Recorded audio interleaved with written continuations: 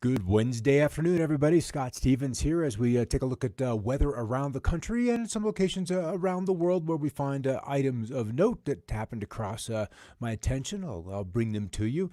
It's still a tough go of it for the Chinese as Beijing has endured an incredible rainstorm. I think it was yesterday or the day before, upwards of 4 inches in about 90 minutes. That kind of rainfall is just would be devastating even without the floods.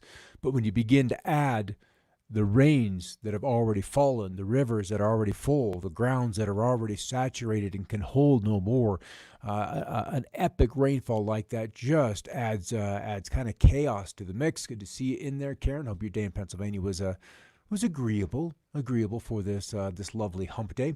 So what we'll kind of do is pop in here and start in Australia, where it can be kind of a dry continent with all the terrain and the kind of the mountains surrounding the perimeter of that island continent. It is allowed for a very massive, very dry basin. So some good news, we'll be seeing some widespread useful rain, which means a little more than a trace. Maybe more than a few, a millimeter or two here, but maybe enough that it's actually of benefit, meaning that when the clouds clear, the rain just doesn't evaporate with it in a moment's notice, but some substantial rains to fall across that area. So that's some good news. Good to see on there, Risa and Vicky as well. Hope you're having a good old Wednesday. Back to Australian rains. Again, peak totals probably to fall on that southeast portion of the continent, but that is also where the bulk of the population is, so that's kind of the upside of this. We've seen hashtag snow in unusually low-lying parts of southeastern Australia the last few days, from Lansingtown in Tasmania to Colac, and the I shouldn't even try to say these things until I hear them at least once, in Victoria, and then in southern New South Wales. For some areas, it may be many years before it snows once again. So they've had some interesting drone pictures and so forth and so on. And when you don't get much ever, an inch or two or three can really kind of complicate the situations that we've got going on there. Isaias, the hurricane that came ashore in South Carolina the better part of 48 hours ago, now is moving into Canada, and honestly, it's completely absorbed into the westerlies. So the major weather stories stateside is A, that cleanup, and then B, reattention to the west, where the drought goes on, and then we're beginning to see more and more wildfires, some of them arson, some of them accidental, some of them lightning caused, or even equipment failure, as we have seen from time to time. Atlantic tropical cyclones and disturbances from our friends at the National Hurricane Center. Kind of quiet out there in the Atlantic. Just a 10% chance of development. It's small. It's well defined. We'll look at it on water vapor imagery towards the end of this episode. A few hundred miles south of Bermuda, which is right here. And so we'll see what happens. There's some dry air that remains in place. There's some shear. Thunderstorms like to go up, but if you've got winds cutting across them, that really kind of limits their ability to do their business. All right, so what we have been seeing is Beijing. There was that heavy rain from that, where the ground just literally, or the sky opened up and just poured. Beijing had escaped a good part of this flooding simply because of the topography, but not so. This particular storm was just beyond what they can handle, and because there's so much pavement. There's so much pavement. The water has nearly nowhere to go but just to pond, and then to try to let gravity take a hold of it and find the low spot. And once it begins to move to that low spot, we begin to see accelerations. That's not a job I would like, Risa. Having everybody look at you and dissecting your every single word. That's a toughie. So anyway, Beijing, and then it'd have to go into and deal with Chinese words and pronunciations. OMG. All right, another one. See, like these characters mean absolutely, yeah, I couldn't spit that out if I even tried, if my life depended on it. Again, there's just so much water. There's damage. There's destruction.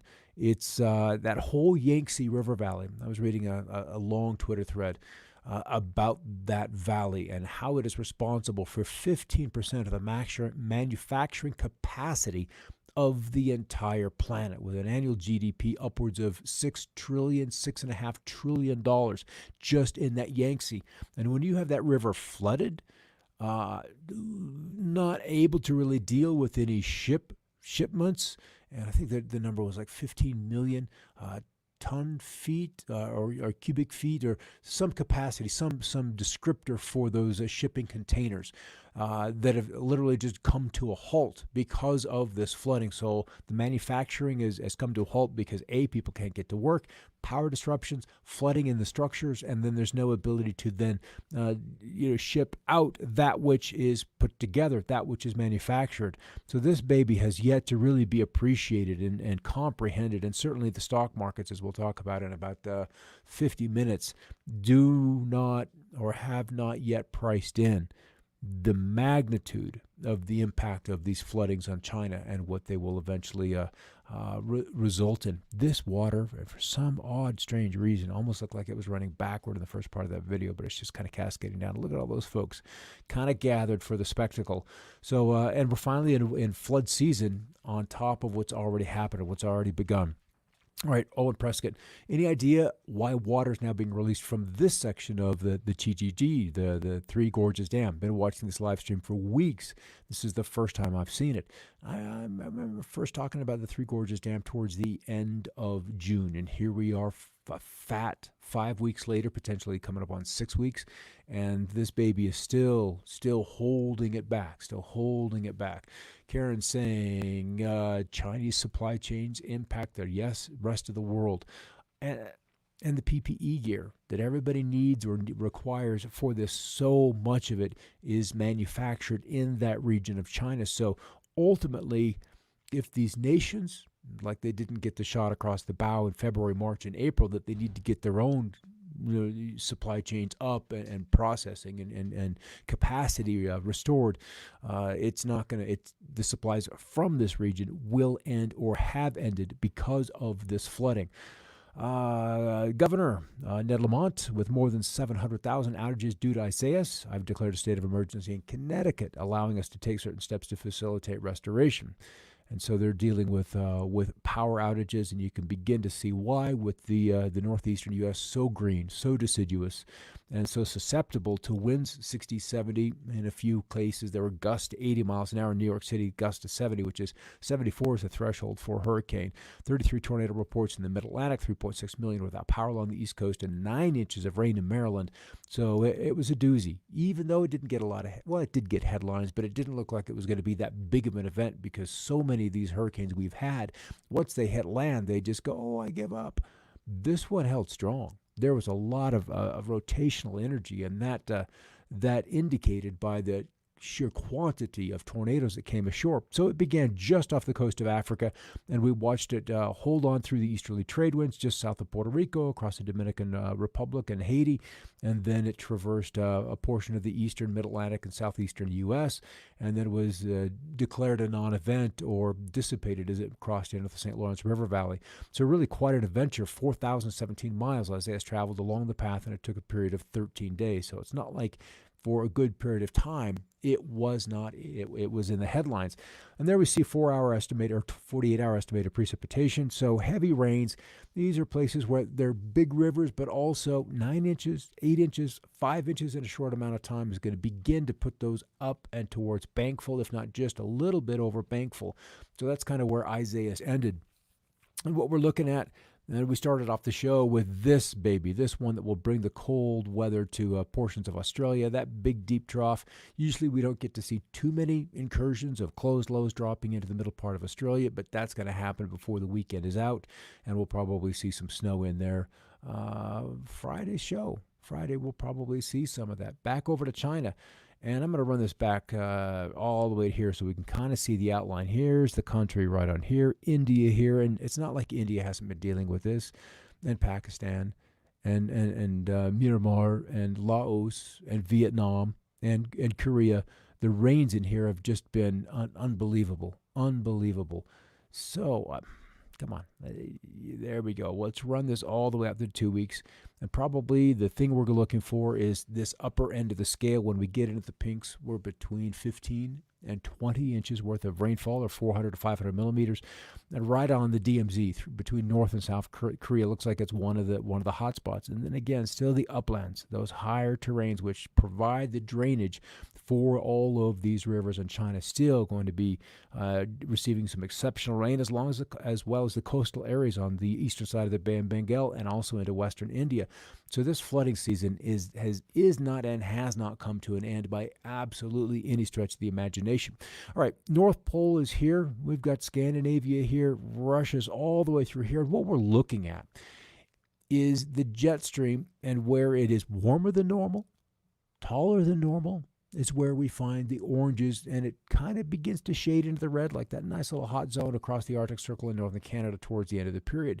But look how much blue there is, and darker blues shading into greens. And this is where we're beginning to see a little more of a fall type of situation, and some cooler air through Alaska, through Siberia, dropping big time east of the Urals into eastern and pretty much eastern Russia. Much, much, much cooler than normal weather beginning to manifest there, and then work on through Tibet. So that's kind of a heralding of the arrival of fall on the larger scale, that those lows are starting to gather, they're starting to maintain their identity and integrity, and will begin to usher in some cooler weather. The monsoon is kind of in place out west. Not a lot of rain. We had some big rains erupt in Colorado yesterday and then migrate across Oklahoma through the nighttime hours in what we typically call a mesoscale complex. Some even lighter rains in the panhandle of Texas, but they really got going as they moved into Oklahoma and then crossed the Red River Valley and into Texas. This is kind of the debris of it right into here as it faded away as we moved through the day, and waiting for another one to erupt here. And this is what keeps the high plains green in the summertime. It's these rains that allow the farmers to do dry land farming, to make a productive living out of these, what typically, back in the 1800s, they called it the American desert, because it was, until we kind of sculpted it, threw in some trees, did a little bit of irrigation, then we really disturbed the topsoil, and then that ended up with the Dust Bowl. And so we've learned some conservation matters in between then and now. Not completely. We still have lessons to learn, but nonetheless, it's looking better. Not much happening out here. We've got clouds, we've got thunderstorms, but no big news, no big headlines. There's a few severe storms outside of Colorado Springs, some into New Mexico. New Mexico deep in drought, so every drop of rain that comes out of sky is a good thing. And then here's what's left of the storms that popped up in southeastern Colorado last night and rolled down through Texas, Oklahoma, Texas, and now into Louisiana, just about to emerge out into the Gulf Coast. There's the severe weather. So we had some pretty cool photographies from some of the storm chasers in eastern Oklahoma, trying to chase these storms once again. No real severe weather, but pretty pictures. Woke up this morning. This was midnight Eastern time, and look how cool it was last evening. We're barely halfway through the night.